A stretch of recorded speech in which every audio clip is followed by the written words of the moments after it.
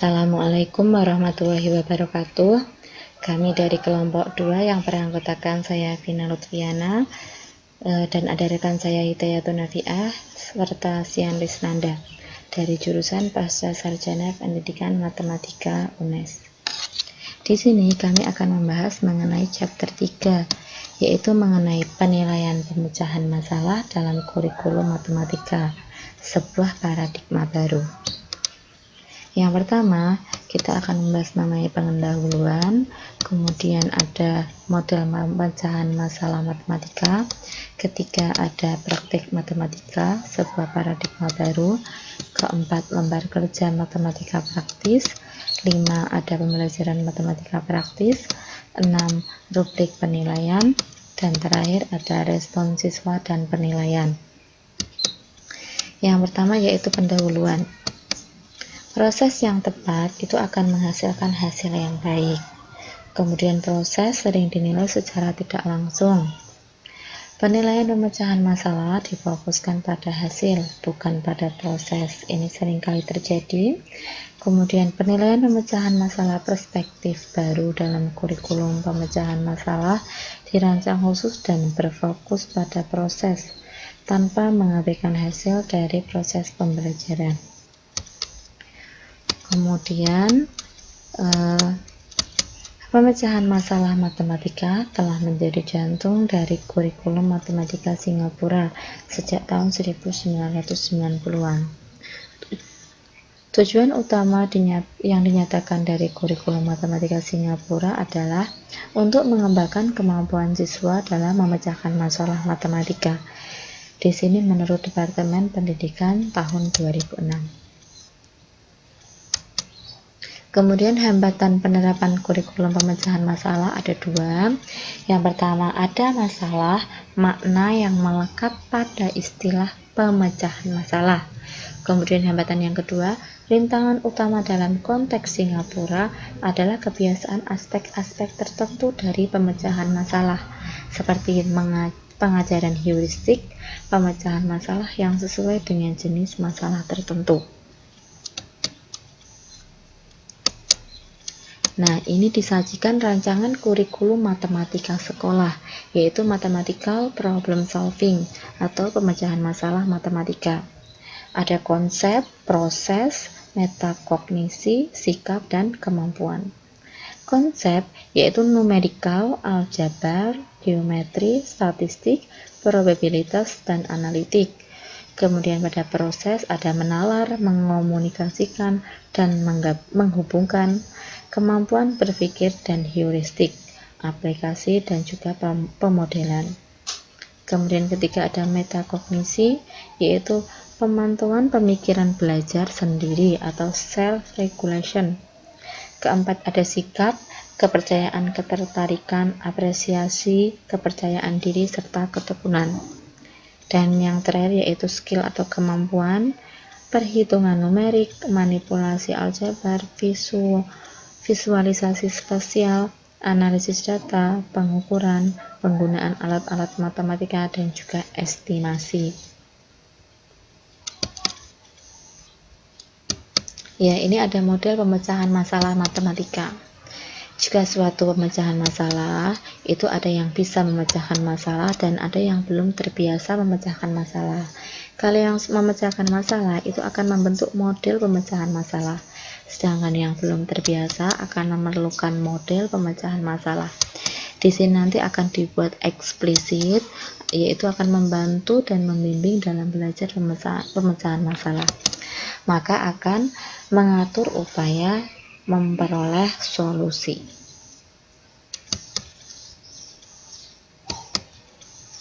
Model pemecahan masalah matematika yaitu menurut pemecahan masalah Polya ada 4 tahapan. Yang pertama memahami masalah, kemudian menyusun rencananya, ketiga melaksanakan rencana tersebut, dan terakhir yaitu memeriksa dan mendiskusikan. Sedangkan di sini ada 2 tipe, yaitu tipe secara tradisional dan perspektif baru. Secara tradisional di sini penilaian pemecahan masalah di kelas telah difokuskan pada menilai hasil daripada proses pemecahan masalah tersebut. Jadi di sini siswa hanya dituntut pada hasil atau nilai akhir, bukan pada prosesnya. Sedangkan perspektif baru itu pengajaran pemecahan masalah matematika untuk siswa yang menyerukan kurikulum yang menekankan pada proses, sementara hasilnya diabaikan. Jadi ditekankan pada proses siswa yang nantinya akan memperoleh hasil yang baik. Jika proses baik, maka hasilnya juga akan baik. Model pemecahan masalah Schonfeld yaitu ada 4 aspek dalam kerangka kerjanya. Yang pertama, sumber kognitif, yaitu kumpulan fakta dan prosedur suatu penyelesaian. Kemudian heuristik, aturan praktis untuk membuat kemajuan dalam situasi sulit. Ketiga, kontrol, berkaitan dengan efisiensi yang digunakan individu untuk menggunakan pengetahuan yang mereka miliki. Dan yang terakhir, sistem kepercayaan, perspektif seseorang tentang sifat disiplin dan bagaimana seseorang itu mengerjakannya.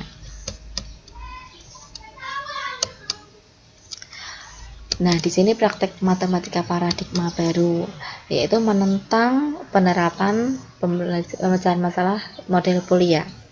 Maka akan membentuk siswa yang berprestasi lebih tinggi dapat memecahkan masalah yang diberikan pada umumnya, tidak melakukan usaha ekstra untuk akhirnya memeriksa dan menyampaikan masalah.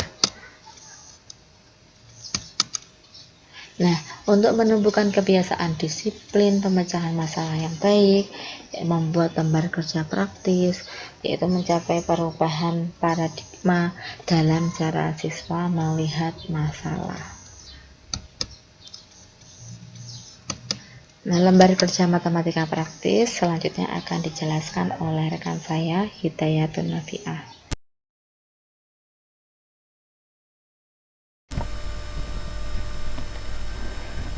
Untuk materi selanjutnya yaitu tentang lembar kerja matematika praktis.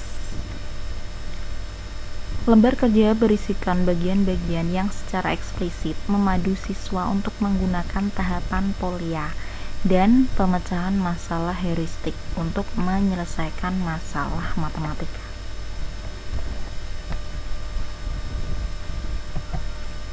Nah, berikut lembar kerja praktis. Di sini ada masalah.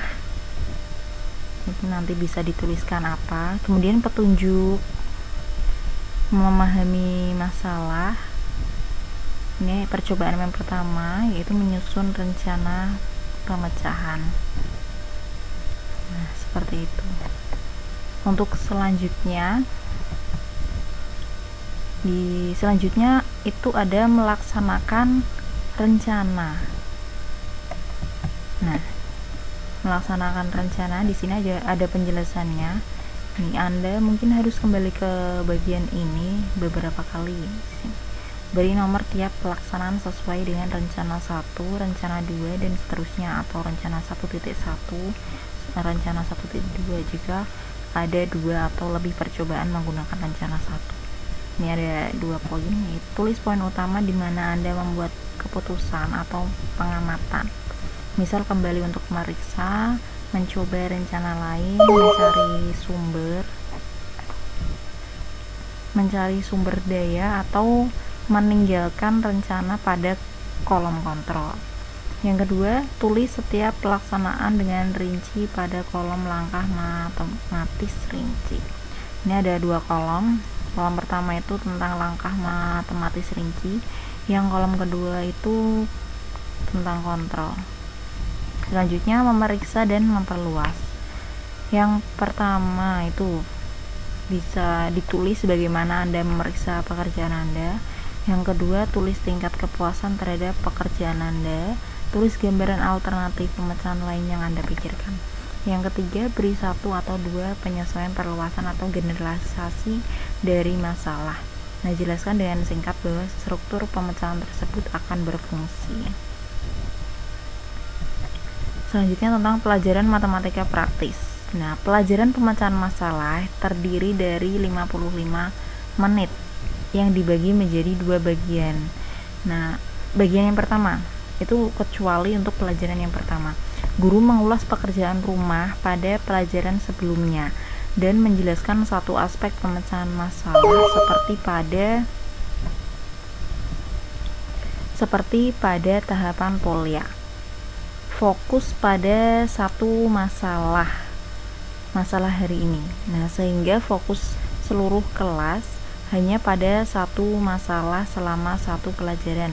Secara khusus, modul pemecahan masalah membutuhkan 10 pelajaran. Pelajaran dalam modul pemecahan masalahnya. Nah, itu pelajaran yang pertama.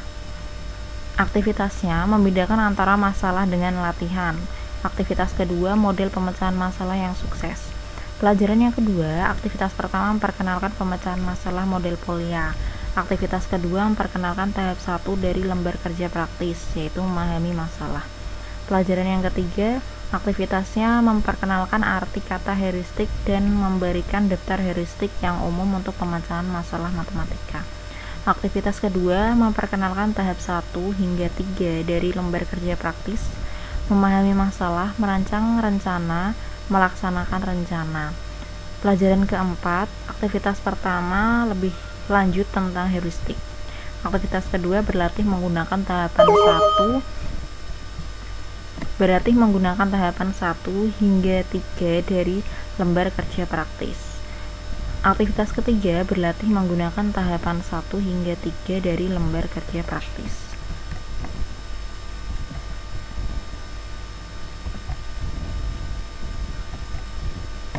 Selanjutnya, pelajaran kelima, aktivitas pertama memperkenalkan paradigma praktis pemecahan masalah matematika.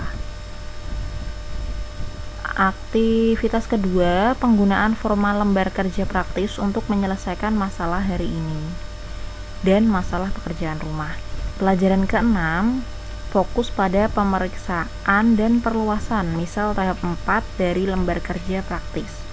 Aktivitas kedua, menekankan pada beradaptasi, memperluas dan menggeneralisasi masalah matematika. Aktivitas ketiga yaitu memperkenalkan rubrik penilaian.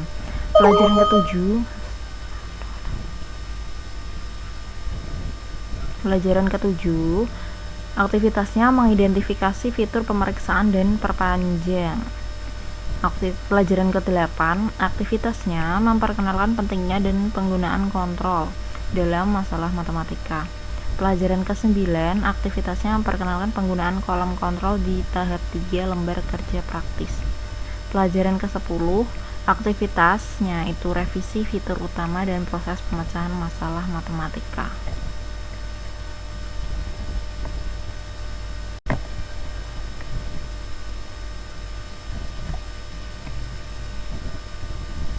Untuk selanjutnya yaitu rubrik penilaian. Nah, untuk menilai proses pemecahan masalah siswa, dikembangkan rubrik penilaian berdasarkan model polya dan kerangka kerja Schoenfeld.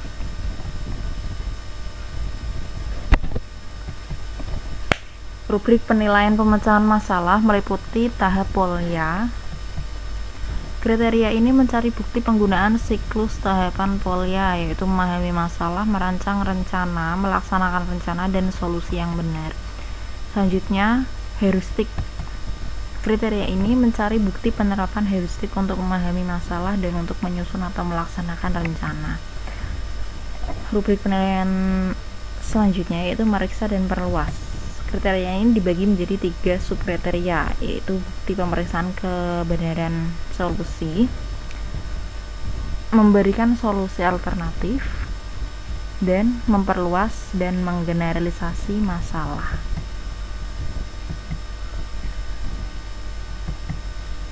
Ini untuk contoh bentuk rubrik penilaian pemecahan masalahnya. Ini untuk tahapan polya itu kriterianya ada pemecahan yang benar, sebagian pemecahan yang benar, kemudian pemecahan yang salah.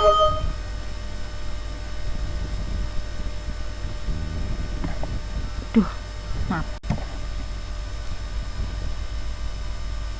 Di sini untuk pemecahan yang benar itu ada 3 level. Sebagian pemecahan yang benar itu juga ada 3 level. Dan pemecahan yang salah itu juga ada 3 level. Di sini levelnya itu tergantung dengan nilainya. Selanjutnya untuk heuristik itu kriterianya pemecahan yang benar, sebagian pemecahan yang benar, selanjutnya ada pemecahan yang salah. Di sini ada 2 level untuk pemecahan yang benar, sebagian pemecahan yang benar juga ada 2, pemecahan yang salah juga ada 2 level.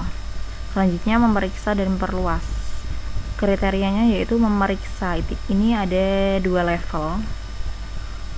Pemecahan alternatif juga, kalau pemecahan alternatif ada 3 level.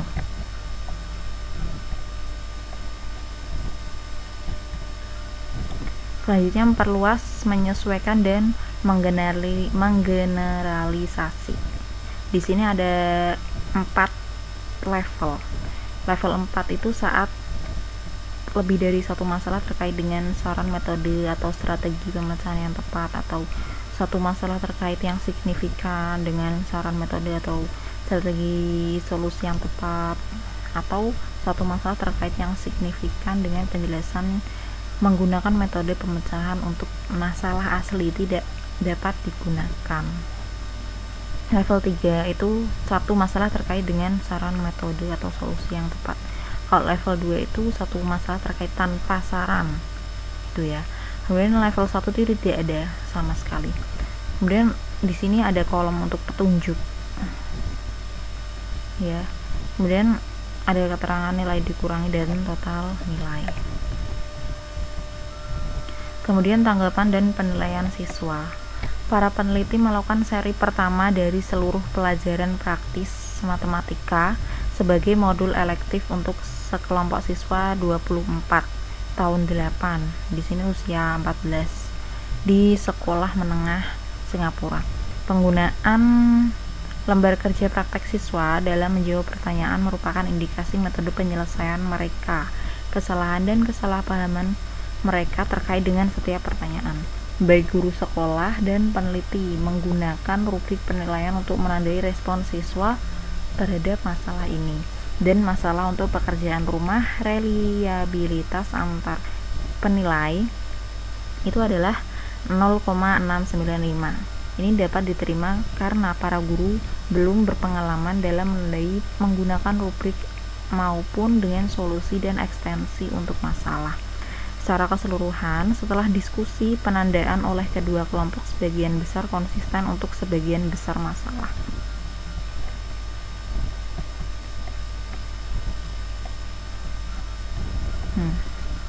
Selanjutnya, para siswa diberitahu tentang kriteria penilaian tugas mereka yang dilakukan setelah pelajaran ke-6. Itu dianggap bahwa siswa membutuhkan waktu untuk terbiasa dengan penggunaan lembar kerja praktis dan penilaian.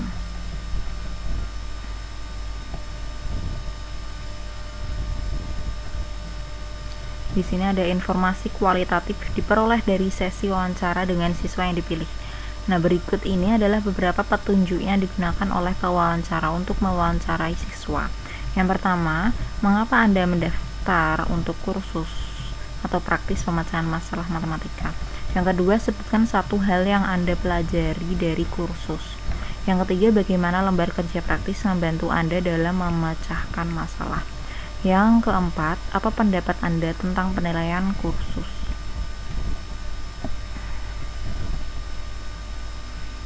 Selanjutnya, di bagian ini kami akan menyajikan segmen wawancara dengan dua siswa yang kami beri kode William dan Zil.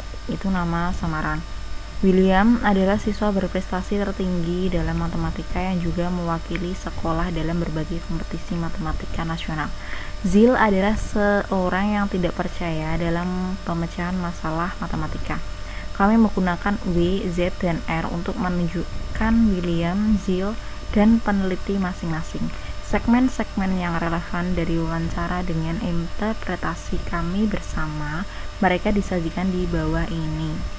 Kami juga akan menunjukkan bagaimana upaya pemecahan masalah Zill dan William selama tes akhir dinilai dengan bantuan rubrik penilaian.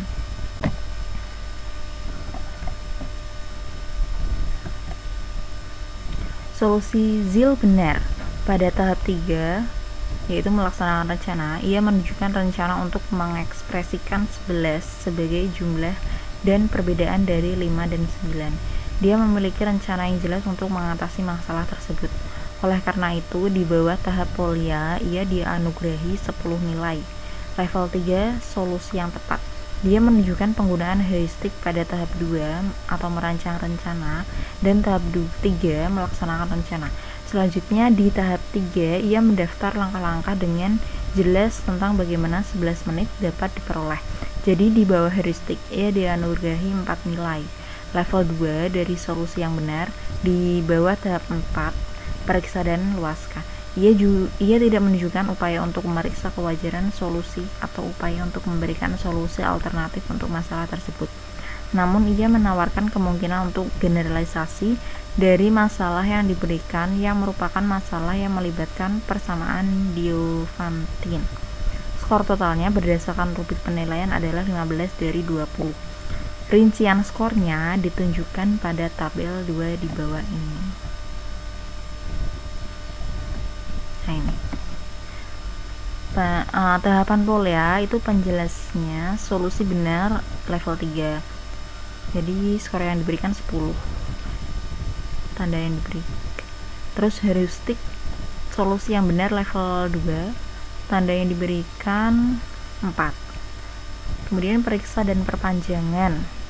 Memeriksa level 2, tanda diberikannya 0. Solusi alternatif level 2 itu 0.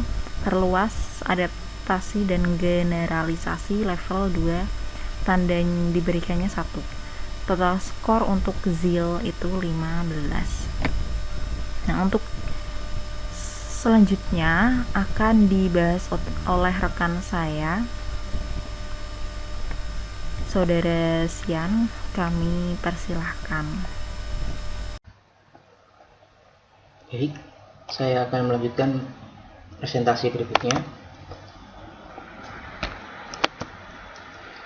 Solusi William benar, bahkan itu adalah solusi baik yang mencerminkan pengetahuan matematika tingkat lanjut. William berada di tim pelatihan Olimpiade Matematika Sekolah dan memiliki pelatihan tambahan dalam matematika tingkat lanjut. Pada tahap 1, yaitu tahap memahami masalah, William sudah menunjukkan upayanya untuk menyerang masalah secara langsung dengan mengidentifikasi atribut dari 3 angka yang diberikan, 5, 9, dan 11. Tidak memiliki faktor umum. Pada tahap 2, merancang rencana, dan tahap 3, melaksanakan rencana. Ia mempresentasikan dengan sangat jelas rencananya untuk mengatasi masalah menggunakan pendekatan aljabar secara langsung. Di bawah tahap Polya, ia dianugerahi 10 nilai, level 3 dari solusi yang benar.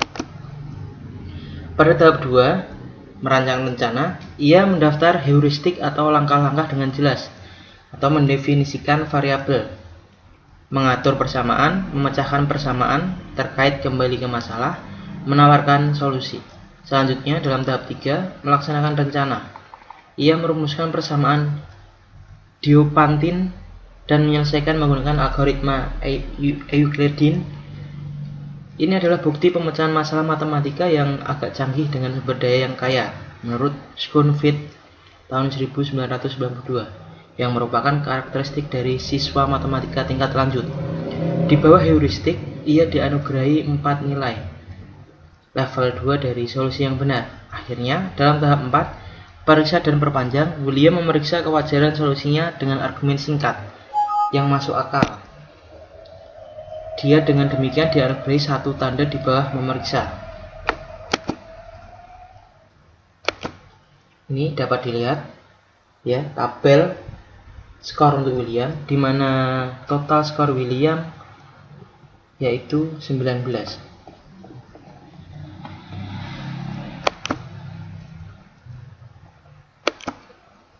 Kesimpulan dari makalah ini, meskipun diakui bahwa penyelesaian masalah adalah jantung matematika, menurut Halmos 1980, dan bahwa telah ada dorongan di seluruh dunia agar pemecahan masalah menjadi fokus utama dari kurikulum matematika, implementasi pemecahan masalah belum banyak berhasil. Schoenfeld 2007 mengemukakan fakta. Yang pertama, pokok penelitian itu untuk perincian dan ringkasan. Lihat Tester 1994 dan Schoenfeld 1985 dan 1992. Kuat dan telah teruji oleh waktu. Ini mewakili kemajuan yang signifikan pada masalah penyelesaian masalah, tetapi juga meninggalkan beberapa masalah yang sangat penting yang belum terselesaikan. Teorinya telah berhasil. Semua yang perlu dilakukan adalah kerja keras dan membosankan. Menindaklanjuti dalam hal praktis, halaman 539. Bab ini menyajikan konseptualisasi pemecahan masalah matematika berdasarkan pergeseran paradigma pembelajaran dan mengalami pemecahan masalah sebagai bagian dari praktis matematika. Skema penilaian yang sesuai melalui penggunaan rubrik penilaian juga diperkenalkan dalam bab ini.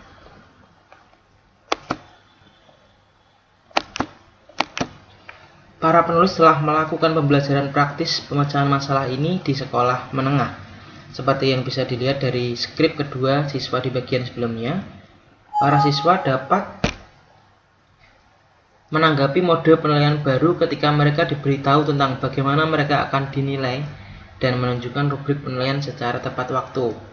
Melalui wawancara yang dilaporkan pada bagian sebelumnya, para siswa umumnya dapat memahami pelajaran tentang pemecahan masalah matematika. Siswa berprestasi tinggi, yaitu diwakili oleh William, menemukan bahwa pelajaran praktis tersebut melengkapi pelatihan olimpiade matematika yang diterima di sekolah. Siswa yang paling tidak tertarik, yaitu diwakili oleh Zil, mampu menghargai pentingnya heuristik dalam memecahkan masalah matematika, meskipun dia membenci pelajaran pemecahan masalah secara umum.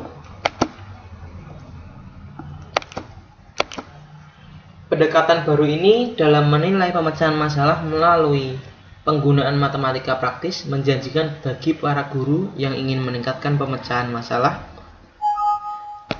ke posisi yang menonjol dalam pelajaran matematika. Mereka sekarang tidak hanya dapat mendorong pemecahan masalah di kelas mereka juga dapat membuat transparan bagi siswa kriteria untuk penilaian dan proses yang dihargai. Dengan demikian, lembar kerja praktis berpotensi menjadi bagian dari penilaian keseluruhan siswa dalam kinerja matematika mereka.